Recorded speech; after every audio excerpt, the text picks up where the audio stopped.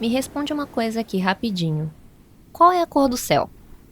E a cor do nosso planeta? Qual é a cor do mar? Essa é fácil, né? Qualquer criança sabe a resposta. Mas se você vivesse em outra época, sua resposta seria muito diferente. Isso porque o azul nem sempre existiu. Como assim não existiu? Bem, o azul até estava lá, mas as pessoas não percebiam, não tinham nenhuma palavra para essa cor. Você consegue imaginar um mundo em que ninguém via o azul? E quando que a gente passou a ver o azul? Como é que isso aconteceu?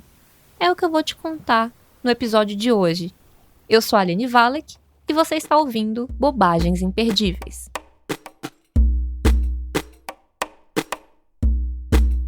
Episódio de hoje. Quem inventou o azul?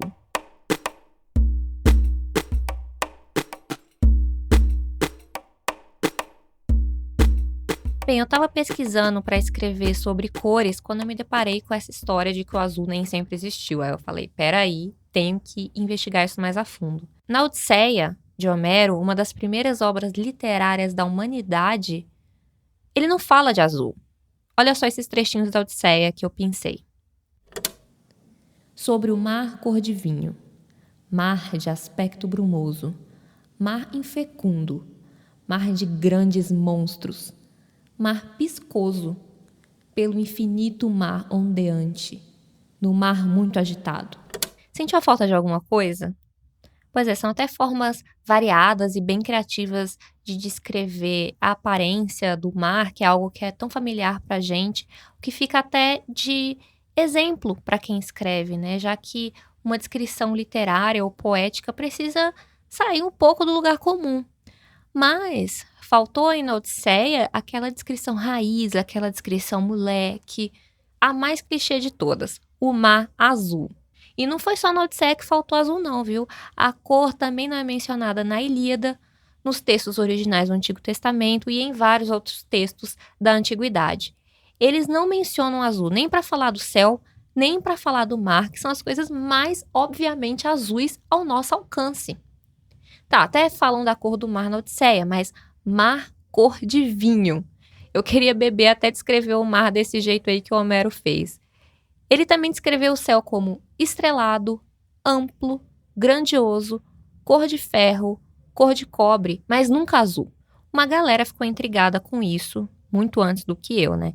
Alguns achavam que os gregos daquela época, pelo menos os coitados que acabavam virando escritores, né, eram todos daltônicos. Mas se era daltonismo, então o problema de vista estava meio generalizado.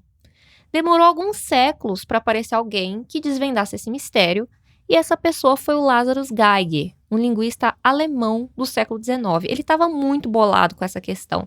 Por que os textos da antiguidade, isso em vários idiomas, né, em grego, hindu, árabe, citavam tão poucas cores? Então ele foi estudando os idiomas e foi chegando a umas conclusões interessantes. A primeira é que todo idioma tem uma palavra para o preto e para o branco.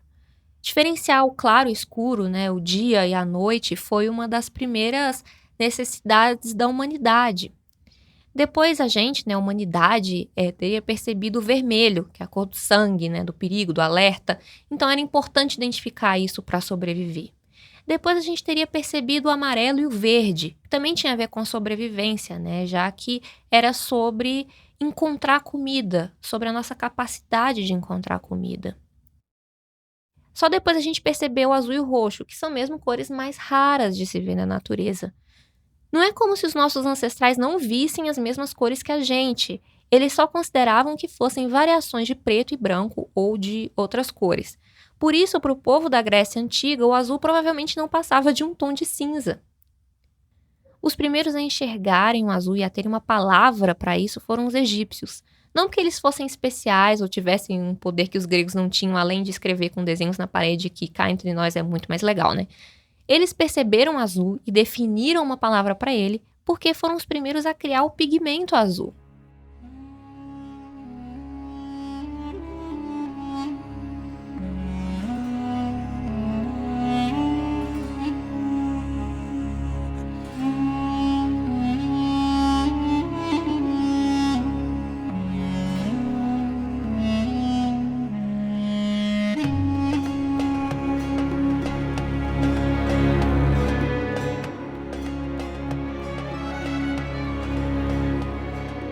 Margens do rio Nilo. Clima quente, desértico. Perto de uma plantação de trigo, um camponês com roupas de algodão passa conduzindo um carro de boi. É um cenário cheio de tons marrons. O azul, ou Irtil, como eles chamavam a cor, era a cor dos deuses, do universo e da fertilidade, porque era a cor das águas do Nilo.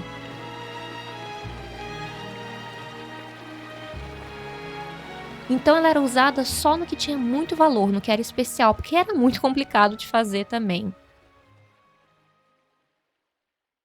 Primeiro era preciso misturar alguns ingredientes numa determinada proporção.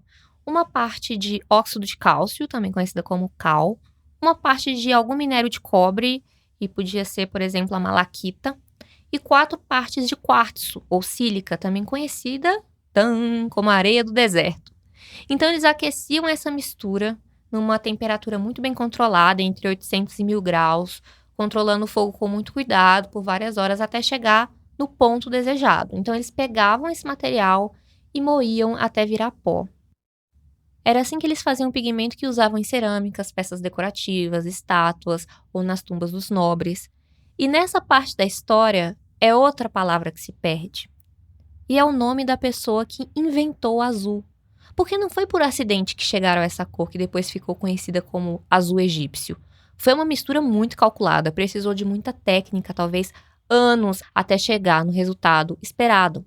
Foi ciência. E a gente sabe o nome de pessoas que fizeram descobertas importantes que chegaram até nós aqui, né, no futuro.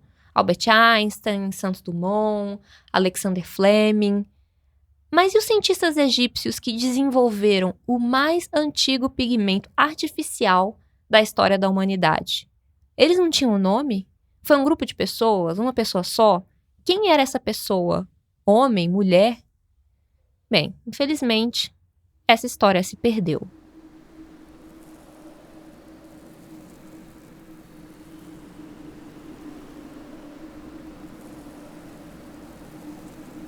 A fórmula do azul egípcio também foi esquecida por muito tempo, desde a queda do Império Romano. Os romanos chegaram a aprender a fazer o azul egípcio, mas quando tentavam reproduzir a receita fora do Egito, muito tempo depois, o azul desandava e ninguém entendia por quê. Isso porque o arquiteto Vitruvius meio que esqueceu de citar, no seu tratado de arquitetura, que a areia usada para fazer esse azul precisava ter uma certa quantidade de carbonato de cálcio. A areia que eles encontravam lá no Egito tinha naturalmente a composição certa. Mas quando tentaram reproduzir a fórmula em outros lugares, com os tipos de areia que tinham lá à disposição, não funcionava. Então, por muito tempo, a alternativa que eles encontraram foi o azul ultramarino, que é feito de lápis-lazuli, uma pedra que era tirada das montanhas do Afeganistão e os egípcios também já usavam para fazer azul. O problema era que esse azul era bem caro e chegou a custar quase o mesmo preço do ouro.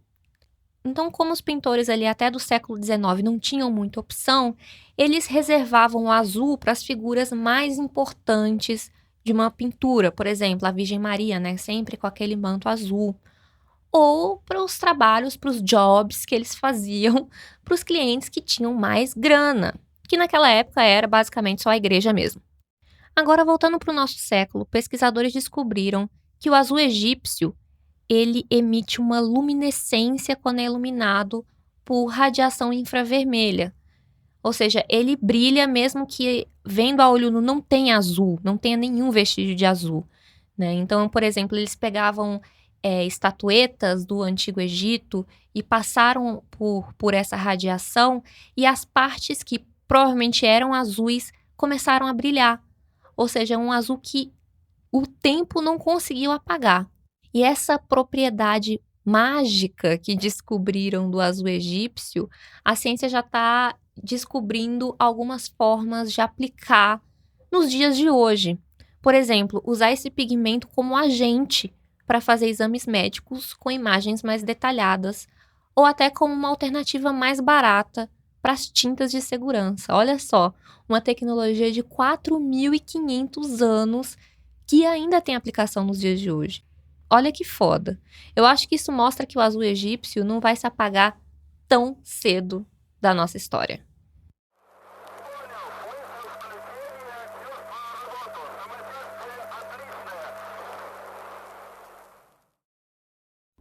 A não ser que você fale russo, eu aposto que você não entendeu nada. Mas essa voz que você ouviu agora é do Yuri Gagarin, astronauta russo. E essas foram as primeiras palavras que ele disse no espaço quando viu de longe o nosso planeta. Eu vou traduzir para você. Ele disse o seguinte: a Terra é azul. Que maravilha. Lindo demais, bicho. Para ele chegar a essa observação, ele precisou, claro, da tecnologia dos foguetes, muita matemática, ciência, mas ele também precisou de uma palavra que, como a gente viu no episódio de hoje, nem sempre existiu.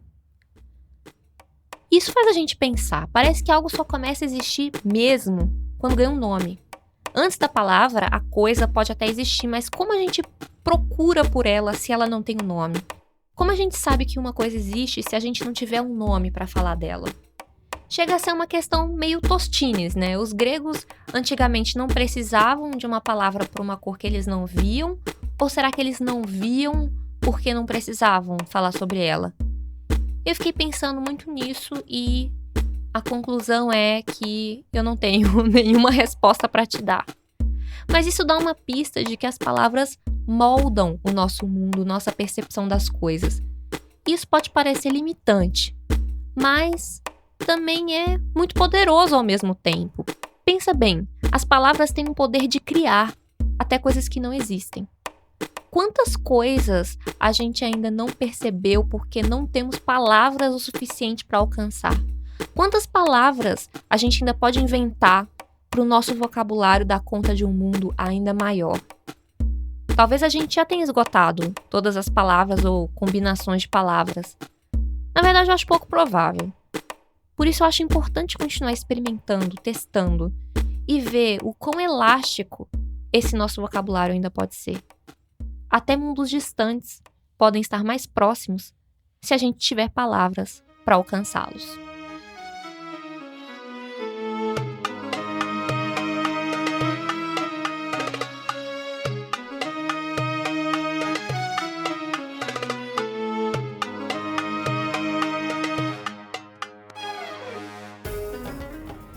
Bem, essa história que você ouviu hoje é baseada num texto que eu escrevi em março de 2017, na edição número 3 de Bobagens Imperdíveis, quando era uma zine impressa que eu publicava todo mês. Mas eu amo tanto essa história, eu acho ela tão maravilhosa que eu achei que seria legal compartilhar com você também em áudio. Bem, para quem não sabe, zines são revistas, publicações independentes. E a minha zine, cada edição tem um universo diferente. Tem HQs, textos, ficção, artigos como esse que você ouviu, vários temas. Igual esse podcast, e não é à toa, que ele também se chama Bobagens Imperdíveis. Tanto as minhas zines quanto os meus livros estão disponíveis na minha lojinha. Para conhecer e comprar, é só acessar loja.alinevalek.com.br. Valek, V-A-L-E-K. Quando você compra na minha loja, você está super contribuindo para o meu trabalho e é também uma ótima forma de você apoiar esse podcast. E lembrando que no texto de descrição de cada episódio, eu coloco uma lista de links e referências para você ler mais sobre os assuntos que eu trouxer, isso em todos os episódios, tá? Na descrição desse episódio, eu listei as fontes dessa pesquisa que eu fiz e umas leituras bem legais, bem interessantes, se você quiser se aprofundar mais nesse azul. Obrigada por ouvir e até a próxima edição de Bobagens Imperdíveis.